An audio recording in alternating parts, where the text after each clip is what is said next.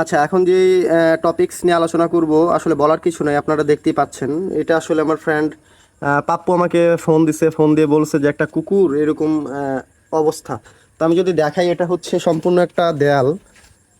এই যে দেখেন, এটা হচ্ছে সবুজবাগের আমার ফ্রেন্ডের বাসা, পাপ্পুর বাসার দেয়াল। আর এখানে একটা হোল ছিল, হোলের ভেতরে কুকুরটা এরকম আটকে গেছে। দেখেন, মানে পুরো গলাটা বের হয়ে গেছে, পুরো বাকি বডিটা ওই দিকে। এই হচ্ছে তার পিছনের যে বডিটা।